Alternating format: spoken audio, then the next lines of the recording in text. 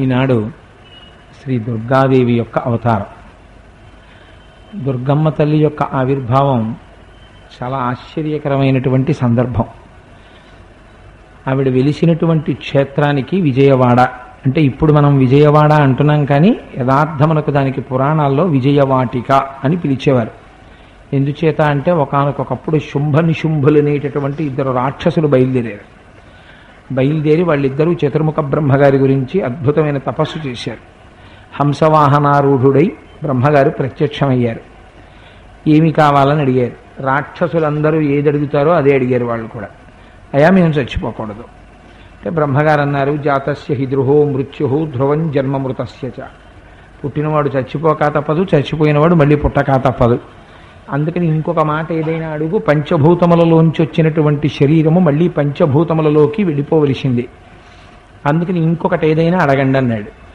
అంటే వాళ్ళన్నారు, మేము దేవతల్ని జయించాలి, దానితో పాటుగా ఈ చరాచర ప్రపంచంలో ఉండేటటువంటి ఏ జాతి వలనైనా సరే, పక్షులవచ్చు, మృగాలవచ్చు, ఏదైనా అవచ్చు, అందులో పురుష జాతి చేత మాత్రము మాకు అపకారము జరగకూడదు.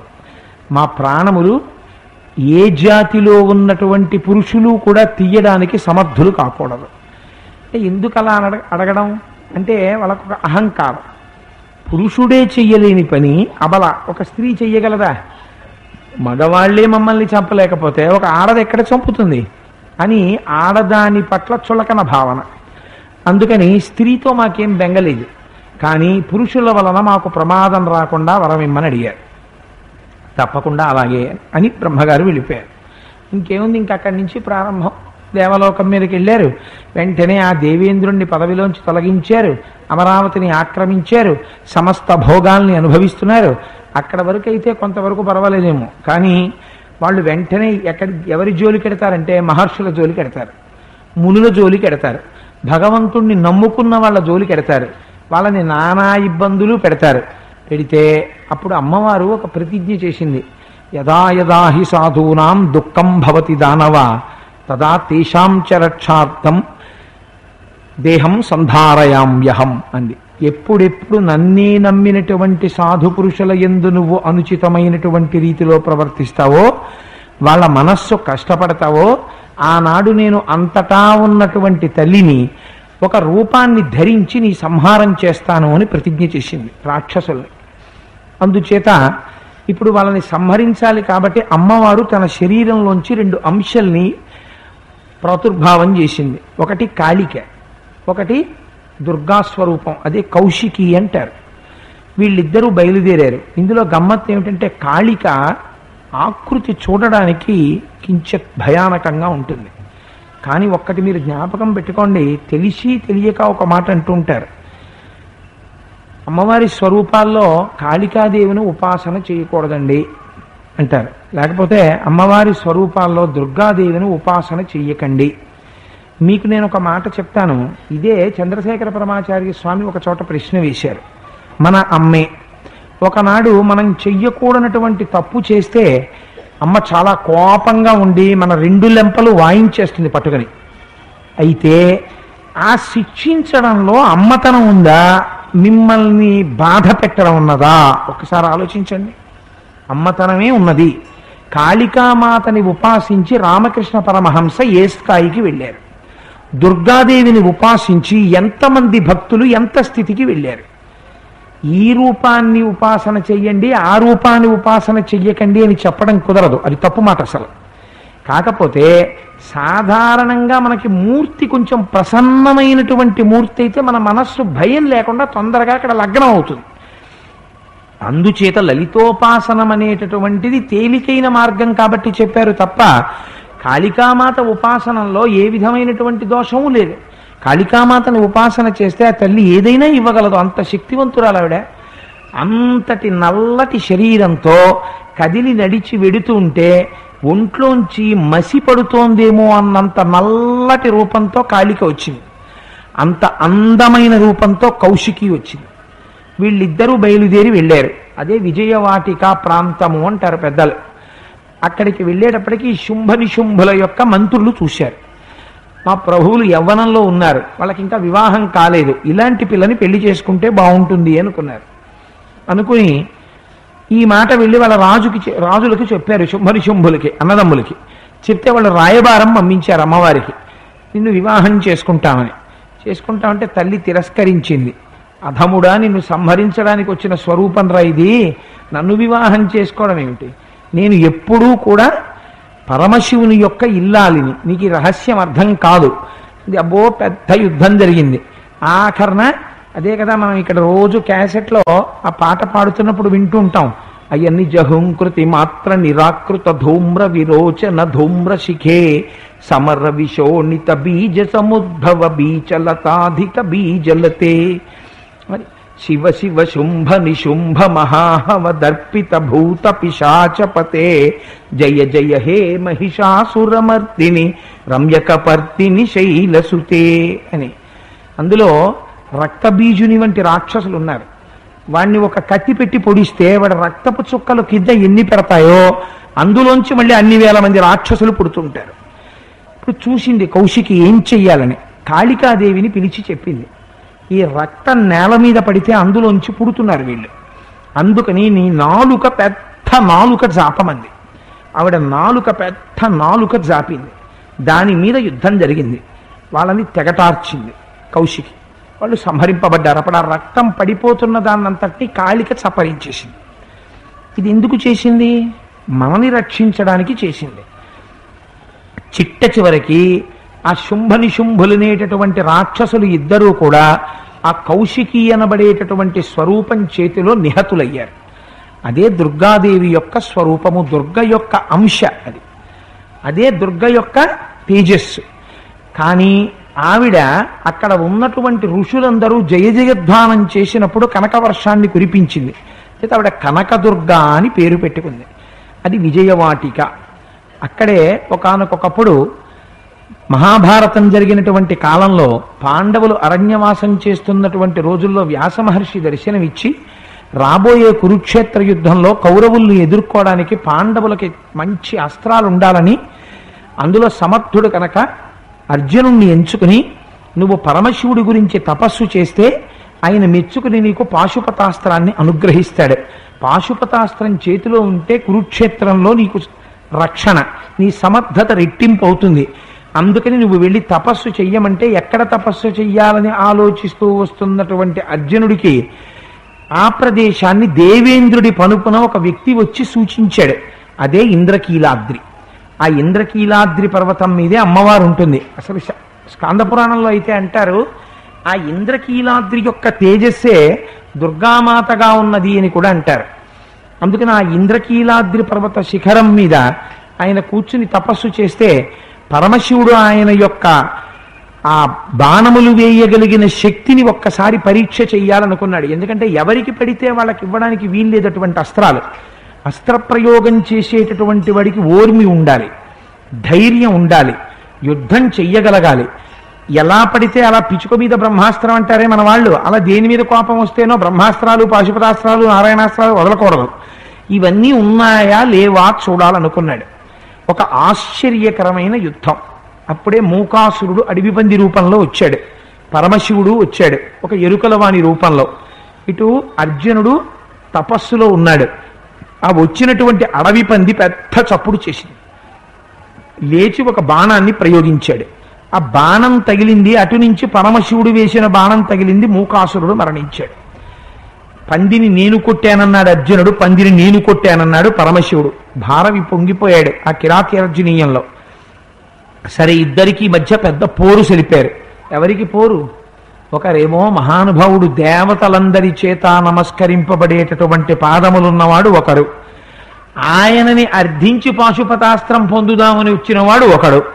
తన ఇంద్రాది బృందారకానంద సందోహ సంధాయి పుణ్యస్వరూప విరూపాక్ష దత్తావత అని ఆ స్తోత్రం అంతా చేసి మహేంద్రాదులు శాశ్వత ఐశ్వర్య సంప్రాప్తులైరీశ్వర విశ్వకర్త సురాభ్యర్చిత నాకు అభ్యర్థితంబుల్ ప్రసాదింపు కారుణ్యమూర్తి త్రిలోకైకనాథ మహాదేవదేవ నమస్తే నమస్తే నమస్తే నమః అని పాదాల మీద పడ్డాడు.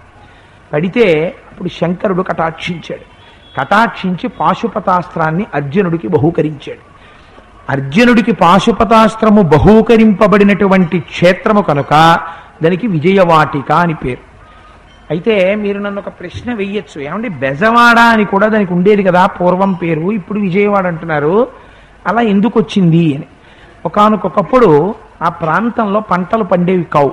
ఎందుచేతనంటే కృష్ణమ్మ ప్రవహించి వచ్చిన చుట్టూ ఉండేటటువంటి కొండలు అడ్డుపడ్డాయి.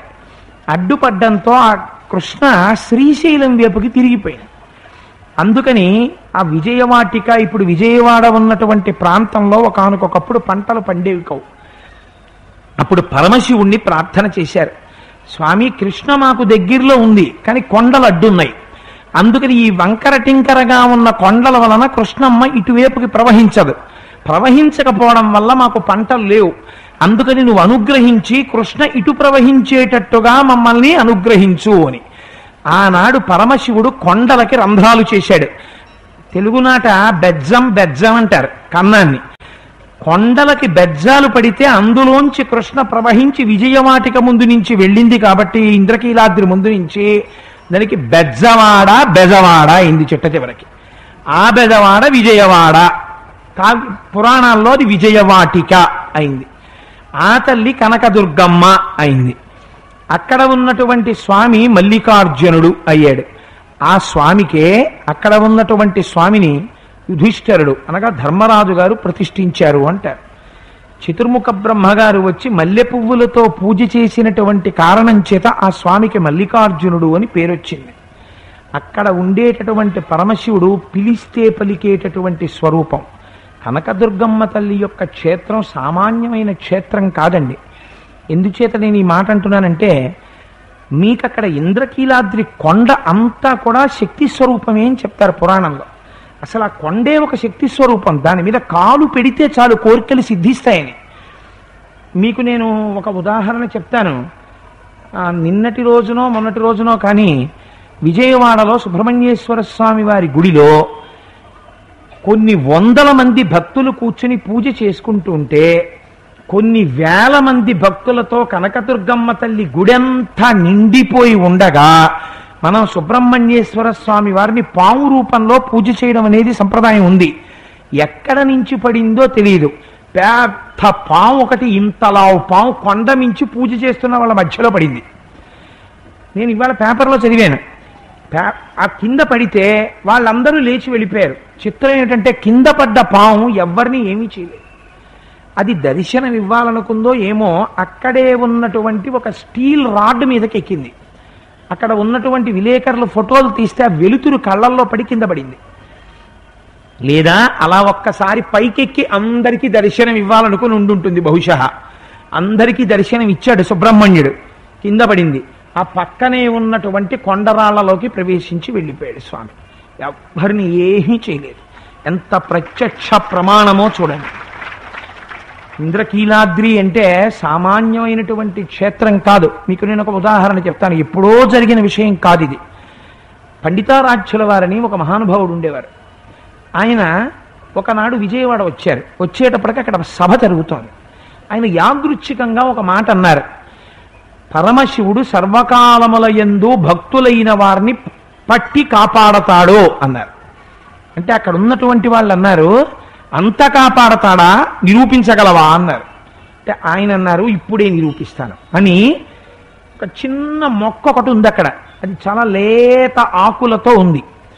ఈ సాంబ్రాణి వెయ్యడం కోసమని తయారు చేసినటువంటి కణకణలాడుతున్న నిప్పులు, అందులోంచి మంట రేగుతోంది.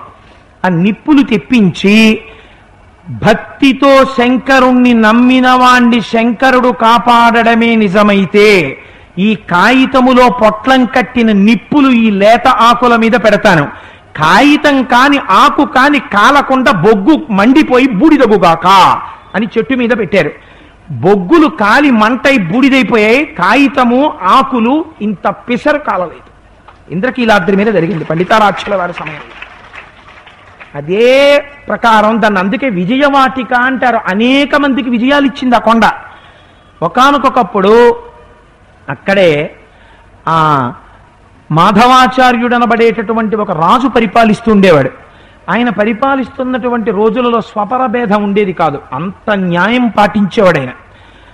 అక్కడే ఆయన రాజ్యంలో చింతపండు అమ్ముకుని బ్రతికేటటువంటి ఒక పేదరాలు ఉండేది. ఒకనాడు ఆ రాజు యొక్క కుమారుడు పొరపాటున రథాన్ని చాలా వేగంగా ప్రయాణింప చేయడంలో రథచక్రం కింద పడి ఆ చింతపండు అమ్ముకునేటటువంటి పేదరాలి యొక్క కుమారుడు మరణించాడు.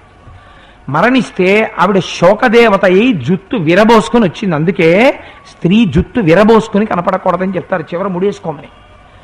శోకదేవత అయి జుత్తు విరబోసుకొని వచ్చింది సభకి. ఎందుకు ఇలా వచ్చావు అని అడిగాడు రాజు. నీ కొడుకు యొక్క అజాగ్రత్త వలన నా కుమారుడు మరణించాడు, దీనికి ఏమి శిక్ష అని అడిగింది.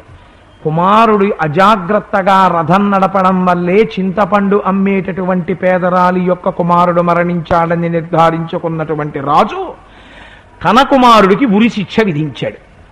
లేక పుట్టిన కొడుకు, ఆ కొడుకుని ఉరి తీసేశాడు. తీసేస్తే సభ అంతటా ప్రభువు యొక్క న్యాయాన్ని చూసి, ఆయన యొక్క న్యాయాన్ని పాటించగలిగిన సమర్థతని చూసి జేజేలతో దద్దరిల్లిపోయింది సభ. శంకరుడు సభామధ్యంలో ప్రత్యక్షమయ్యాడు. ప్రత్యక్షమై ప్రభువు ధర్మమునకు కట్టుబడాలి, ఇంతగా ధర్మమునకు కట్టుబడ్డావు కనుక ఇవాళ ధర్మమును పాటించిన వాడు పొందేటటువంటి విజయమును ప్రకటిస్తాను. నీ కుమారుడు చింతపండు అమ్ముకున్న అమ్మి కుమారుడు ఇద్దరూ బతుకుతారు అని అన్నారు. ఇద్దరూ బ్రతికారు. ఇవన్నీ విజయవాడలో యథార్థంగా జరిగినటువంటి విశేషాలండి. నేనే సొంతంగా చెప్పేస్తున్నాడేమో వీడు అని మీరేం అనుకోకండి. ఇన్ని విశేషాలతో ఆ కనకదుర్గమ్మ తల్లి యొక్క కొండ అపురూపమైన కొండ. దుర్గమ్మ తల్లిని ఉపాసన చెయ్యొద్దన్నవాడు అవివేకి. పోతన గారు ఎవరిని ఉపాసన చేశారండి? దుర్గమ్మ తల్లి భక్తుడైన. ఎంత భక్తుడో దుర్గమ్మ తల్లికి. మీరు అందుకే చూడండి, విజయవాడ ఇంద్రకీలాద్రి కొండ మీదకి మీరు ఎక్కగానే ఆటోలు అవి అక్కడ నిలబెట్టేస్తాం. ఎడంచేతి పక్కన పువ్వులు, పసుపు, కుంకం, పళ్ళు అమ్మే కొట్లు ఉంటాయి. వెళ్ళి ఏదో 2 పూలదండలో, ఒక పూలదండో 2 కొబ్బరికాయలో కొనుక్కుని కొంచెం ముందుకెడితే ఆ స్టీల్ రైలింగ్స్తో లోపలికి క్యూ ఉంటుంది. ఆ క్యూలో ప్రత్యేక దర్శనం టికెట్ తీసుకుని మీరు ఇలా లోపలికెడితే ఆలయానికి, గర్భాలయానికి వెనక నుంచి ఇలా పక్కకు వస్తారు. వస్తే ఆ బయట అమ్మవారి యొక్క మూర్తి పెట్టి పూజలు చేస్తుంటారు. మీరు ఆ మార్గంలోంచి ఇలా లోపలికెళ్ళి బయట నుంచి భక్తులు వెళ్ళిపోతుంటారు. ప్రత్యేక ప్రవేశం ఉన్న వాళ్ళు లోపలికెడతారు. ఆ లోపలికి వెళ్లే ముందు మీరు ఒకసారి ఆ ద్వారం మీద చూస్తే అమ్మలగన్నయమ్మ ముగురమ్మల మూలపుటమ్మ చాలా పెద్దమ్మ సురారులమ్మ కడుపారడి బుచ్చినయమ్మ తన్ను లోనమ్మిన వెల్పుటమ్మల మనంబున ఉండెడియమ్మ దుర్గమాయమ్మ కృపాబ్ధినిచ్చుట మహత్వ కవిత్వ పటుత్వ సంపదల్లని ఆనాడు పోతన గారు చెప్పుకున్నటువంటి పద్యం ఇప్పటికీ దుర్గమ్మ తల్లి యొక్క రాజద్వారాన్ని అలంకరించి ఉంటుంది. మీరు అక్కడి నుంచి లోపలికి ఇలా ప్రవేశించగానే కనకదుర్గమ్మ తల్లి యొక్క మూర్తిలో ఉన్న వైచిత్రి ఏమిటంటే అమ్మ 8 భుజాలతో ఉంటుంది. అష్టాదశ భుజాదేవి అని ఆ అమ్మవారు అష్టభుజాదేవి 8 భుజాలతో ఉంటుంది. 8 భుజాలతో ఉన్నటువంటి అమ్మ ఇలా కూర్చుని త్రిశూలం పట్టుకుని కిందకి పొడుస్తున్నట్టు కనపడుతుంది. అలా ఉంటే సాధారణంగా ఎలా ఉండాలి? కొంచెం క్రౌర్యంతో ఉండాలి. కానీ మీరు అమ్మ ముఖం వంక చూడండి, ముఖం అంతా పసుపు రాసేసుకుని, పెద్దింటమ్మ కదా, సనాతనమైన తల్లి కదా, అందరికీ ఆశీర్వచనం ఇచ్చే తల్లి కదా, అమ్మలగన్నయమ్మ ముగురమ్మల మూలపుటమ్మని ఆయన చేత నమ్మితి నామనంబున సనాతనులైన ఉమామహేషులన్న రుక్మిణీదేవి చేత స్తోత్రం చేయబడిన తల్లి కదా. ఇంత పసుపు రాసుకుని, ఇంత పెద్ద గుండ్రం కుంకం బొట్టు పెట్టుకుని అమ్మవారు ఎర్రటి పెదవులు ఇలా నవ్వుతూ ఇక్కడి నుంచి ఇక్కడ వరకు ఆ నవ్వు చూసేటప్పటికీ అమ్మా ఎంత నవ్వమ్మా, ఎంత కృపమ్మా మా మీద అనిపిస్తుంది. ఇంత నవ్వు నవ్వే ఎర్రటి నోరు, ముక్కులోంచి ఇలా బయటికొచ్చి లోపలికి వెళ్ళిపోతున్నటువంటి ఒక ముత్యం, అమ్మవారి చేతుల నిండా గాజులు, మెడలో వేసుకున్నటువంటి పుష్పహారాలు. తగినంత యోగ్యులైనటువంటి భక్తులు వెడితే అమ్మవారి మెడలోంచి పుష్పహారం తీసి భక్తుల మెడలో వేసే సంప్రదాయం. అమ్మవారి పాదాలు ఇలా కనపడుతూ ఆ పాదాలకి నమస్కారం చేసుకుని మనం బయటికి వచ్చి మనం అక్కడే ఇలా కొంచెం పల్లంగా ఉండేటటువంటి మార్గం వైపుకొస్తే పక్కనే చిన్న కొండలా ఉంటుంది. ఇలా రండి పైకెక్కండి, సుబ్రహ్మణ్యుడు ఉన్నాడు అంటుంటారు. ఆ మెట్లెక్కి అలా ప్రదక్షిణం చేసి ఇలా కొండ అంచు పక్క నుంచి ముందుకొస్తే చిన్న సుబ్రహ్మణ్యుడు ఉంటాడు. అక్కడ గోత్రనామాలు చెప్పి పూజ చేయించుకుని బయటికి వస్తే అరుగులా ఉండి అక్కడ ఒక చెట్టు, దాని కింద పుట్ట, ఆ పుట్ట దగ్గర సుబ్రహ్మణ్యుడు, మన్ను, అక్కడ మళ్ళీ గోత్రనామాలు చెప్పి ఆ మట్టి తీసి చెవులకి కళ్ళకి పెట్టుకుని ఆ మెట్లు దిగి కొంచెం ముందుకు ఆ పల్లంలోంచి వెళ్ళి మళ్ళీ ఎడం పక్కకి తిరిగితే మొట్టమొదట కనపడేటటువంటి వాడు గణపతి. ఆ గణపతిని దాటగానే నటరాజస్వామి ఉంటారు. నటరాజస్వామిని దాటితే మళ్ళీ దుర్గమ్మ తల్లి. అక్కడ ప్రత్యేకం దృష్టి దోష నివారణ కోసం నిమ్మకాయలు పూజ చేసి చేతికిస్తూ ఉంటారు. ఇంటికి కానీ మనుష్యులకి కానీ దృష్టి దోషం వస్తే పరిహరించడానికి ప్రత్యేక నిమ్మకాయ పూజ చేస్తారు అక్కడ. ఆ నిమ్మకాయ పూజలు, ఆ మంటపం దిగి మీరు కొంచెం ముందుకెళ్ళి ఆ పల్లంలోంచి నడిచి వెళ్ళిపోతుంటే అక్కడే ఇలా జడలు విప్పుకుని ఇలా నిలబడినటువంటి పరమశివుడు, ఇలా జడలు, ఇలా గంగమ్మ పైనుంచి పడుతున్నటువంటి దృశ్యం, ఆ గంగాధరుడు. మెట్లు దిగి కొంచెం ముందుకెళ్ళి ఇలా కుడిపక్కకి తిరిగితే మల్లికార్జున స్వామి వారి ఆలయం. ఆ ఆలయంలో పెద్ద శివలింగం, దానికి జరిగే అభిషేకం, పూజ. అక్కడ దర్శనం చేసుకుని బయటికి వచ్చి ఇలా కిందకి దిగితే స్వామివారి కళ్యాణ మంటపం, అక్కడ చక్కటి కళ్యాణమూర్తులు, ఆదిశంకరాచార్యుల వారి చిన్న దేవాలయం. కొంచెం ముందుకొస్తే అద్దాల మంటపం, అందులో ఉయ్యాల, అందులో పడుకున్నటువంటి పార్వతీ పరమేశ్వరులు. రూపాయో ఎంతో టికెట్ కొనుక్కుని లోపలికెడితే గోత్రం నామని చెప్పి సంకల్పం చేయించి ఊయలులు ఊపేయించేటటువంటి చక్కటి ఆ ఉయ్యాల మంటపం. అది కూడా దాటి ముందుకొచ్చేస్తే అక్కడే ప్రసాద వితరణశాల. అంత పులిహారో లడ్డో కొనుక్కుని అక్కడ క్యూ కాంప్లెక్స్ దగ్గరికి వచ్చి మళ్ళీ ఆ టర్నింగ్ లో కూర్చుంటే ఇటు తిరిగితే సుబ్రహ్మణ్యుడు, ఇలా చూస్తే దుర్గమ్మ తల్లి యొక్క బంగారు గోపురం, ఇంకొంచెం నిలబడి చూస్తే ఆ కింద రైలు పట్టాలు, ఇటు నుంచి వెళ్ళిపోతున్నటువంటి కృష్ణానది. అవన్నీ చూసి నమస్కారం చేసుకుని సంతోషపడిపోయి లడ్డు తిని కిందకు వస్తున్నారా లేదా. అందుకని మనం ఇవాల్టి రోజున మహత్తరమైన రోజు కనుక ఒక్కసారి మనం విజయవాడ వెళ్ళి మానసికంగా దుర్గమ్మ తల్లి దర్శనం చేసుకొచ్చేసాం. అక్కడికి వెళితే హడావిడిగా ఉండొచ్చు, మానసికంగా వెళ్ళిపోతే ఇబ్బంది ఏముంది, హాయిగా వెళ్ళొచ్చేసేయచ్చు కదా. అందుచేత అదిగో అంత వైభవోపేతమైనటువంటి క్షేత్రం ఆ దుర్గమ్మ తల్లి యొక్క క్షేత్రం. ఇంకా ఇంతకన్నా నేను ఆ దుర్గమ్మ తల్లి గురించి చెప్తే నాకు ఆ తల్లి గురించి చెప్పగానే ఒక విషయం స్ఫురణకు వచ్చింది. అన్నిటికన్నా నాకు ఆ అమ్మని చూసేటప్పటికి మనస్సు పొంగిపోయేది ఎక్కడంటే నిజంగా, ఇప్పుడు మనం ఎవరింటికన్నా వెళ్ళామనుకోండి, ఒక మాట అంటాం, మీకు వాళ్ళు అన్నం పెట్టక్కర్లేదు, మీకు వాళ్ళు కాఫీ ఇవ్వక్కర్లేదు, కానీ మనం ఒక మాట అంటాం, ఏమిటండి వెడితే కనీసం అయ్యా వచ్చారా అండి అని నవ్వుతూ కూడా పలకరించరు. మీరు ఒక్కొక్కళ్ళ ఇంటికి వెళ్ళారనుకోండి, చాలా చిత్రంగా ఉంటుంది. మీరు కాలింగ్ బెల్ కొడితే మొహం లాడిపోతూ ఆయనే గడప దాటి బయటకు వచ్చి ఇలా తలుపేసేస్తాడు. అంటే వీడు పొరపాటున గడప దాటేస్తాడేమో అని భయం. బయటికి వచ్చి ఎంత చికాగ్గా ఉంటుందంటే మొహం, ఏదో మాట్లాడదాం అనుకున్నవాడు కూడా అబ్బో ఎందుకులే ఒక నిమిషం ఏదో మాట్లాడి వెళ్ళిపోదాం, ఇంత అప్రసన్నంగా ఉన్నాడు ఏమిటినా అనిపిస్తుంది. అదే మీరు ముఖం నవ్వుతూ ఇంత నవ్వు చేసుకుని రండి రండి రండి రండి వచ్చారా, చాలా సంతోషం అండి మీరు వచ్చారు ఇవాళ రండి అన్నారనుకోండి, ఆ చిరునవ్వు చూసేటప్పటికీ మీకు చాలా సంతోషంగా ఉంటుంది. ఎదుటి వ్యక్తి ఇంటికి వచ్చినప్పుడు మర్యాదగా పలకరించడం అనేటటువంటిది ఇంటి ఇల్లాలికి ఉండవలసిన లక్షణం. అది లేనటువంటి ఇల్లాలే కాదు. అందున ఆత్మీయులు వచ్చినప్పుడు పలకరించలేని బతుకే కాదు. అందుచేత అలాంటి తత్వం లేకుండా మా అమ్మ నేర్పుతుంది జగత్తుకు ఒక పాఠం. ఎంత నవ్వండి ఇక్కడి నుంచి ఇక్కడికి. ఆ నవ్వు కూడా ఏదో వెకిలి నవ్వో వెర్రి నవ్వో కింద ఉండదు. అలా అని కొంతమంది నవ్వారనుకోండి, మనకి అదేంటంటే అలా నవ్వుతున్నారు అని కొంచెం బాధ కలుగుతుంది. అలా ఉండదు ఆ తల్లి నవ్వు. నాకు అలా అంటే ఒక విషయం జ్ఞాపకానికి వచ్చింది. శంకర భగవత్పాదులు అంటారు సౌందర్యలహరిలో, స్మిత జ్యోత్స్నాజాలం శశియుత జటాజూటమకుటాం అని. ఆ అమ్మవారు కానీ చిన్న నవ్వు నవ్విందా, స్మిత జ్యోత్స్నాజాలం తవ వదన చంద్రస్య పిబతాం చకోరాణామా శ్రీమతి రసతయా చెంచు జడిమా అతస్తే సీతాంశో అమృతలహరి ఆమ్ల రుచయా పిబంతి స్వచ్ఛందం నిశి నిశి భృశం కాంచికదియా. ఏమి శ్లోకం అండి శంకర భగవత్పాదులది. అమ్మ ఇలా నవ్వితేట అమ్మవారి ముఖమండలమే ఒక చంద్రబింబం.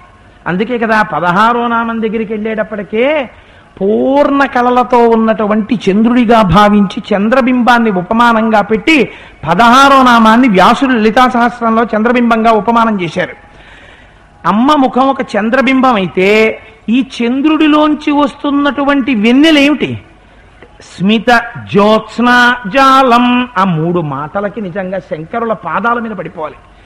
స్మిత, అది వెర్రి నవ్వు కాదుట, వెకిలి నవ్వు కాదుట. ఆ నవ్వు ఎలా ఉంటుంది అంటే ఈ దంత పంక్తికి 2 తెరలు ఇలా అడ్డు పెట్టారనుకోండి, ఈ తెరలు కదలకుండా కొంచెం అలా విచ్చుకున్నాయనుకోండి, అందులోంచి ఆ తెల్లటి దంతముల కాంతి బయటికి వచ్చిందనుకోండి, అవి శుద్ధ విద్యాంకురాకార ద్విజ పంక్తి ద్వయోజ్వల ఆ దంతాలు, ఆ దంతముల కాంతి బయటికి వచ్చేట్టుగా అమ్మవారి ముఖమనబడేటటువంటి చంద్రుని యొక్క కాంతి యొక్క ప్రసారమే అమ్మవారి నవ్వు అంటారు. అంత చిన్న నవ్వు నవ్వుతుంది ఆవిడ. ఎంత అందమైన నవ్వు అంటే శంకరులు అన్నారు స్మిత జ్యోత్స్న. జ్యోత్స్న అంటే చంద్రుడి యొక్క కాంతి. మీకు కాంతి ఇద్దరి వలన అనుభవిస్తారు మీరు. ఒకటి సూర్యకాంతి, 2 చంద్రకాంతి. సూర్యకాంతి తాపాన్ని కలిగిస్తుంది, బాధ కలిగిస్తుంది, మనం అందులో తట్టుకోలేము, నిలబడలేము. చంద్రకాంతి అలా కాదు, చాలా ఆహ్లాదకరంగా ఉంటుంది, చాలా సంతోషంగా ఉంటుంది, ఎంతసేపు కూర్చున్నా మనస్సుకి ఉల్లాసాన్ని ఇస్తుంది. అందుకే పురుష సూక్తంలో చంద్రమా మనసో జాతః చక్షో సూర్యో అజాయత అంటారు. ఎందుకండి వాటికి ఆ పేర్లు పెట్టడం? పురుష సూక్తము, స్త్రీ సూక్తము, రుద్ర సూక్తము, దుర్గా సూక్తము. ఏమిటా సూక్తము? సూక్తం అంటే ఏమిటో తెలుసా? సూక్తము, చాలా గొప్పగా చెప్పబడినవి అంటే అవి పరమ ప్రమాణములు. ఏమిటా ప్రమాణం? చంద్రమా మనసో జాతః, పరబ్రహ్మము యొక్క మనస్సులోంచి చంద్రుడు ఆవిర్భవించాడు. ఆయన మనస్సు ఎంత చల్లగా ఉంటుందో చంద్రుడు అంత చల్లటి వాడు. చంద్రుని యొక్క కాంతి ప్రవాహం ఎలా ఉంటుందో అమ్మవారి యొక్క చిరునవ్వు అలా ఉంటుంది. అందుకని స్మిత జ్యోత్స్నా జాలం తవ వదన చంద్రస్య పిబతాం. అమ్మా, నీ ముఖమండలంలోంచి ఆ చిన్న చిరునవ్వు నవ్వినప్పుడు వచ్చేటటువంటి కాంతి ప్రవాహం ఉన్నదే, ఈ కాంతి ప్రవాహం ఒక గమ్మత్తు చేసిందమ్మా అన్నారు శంకర్లు.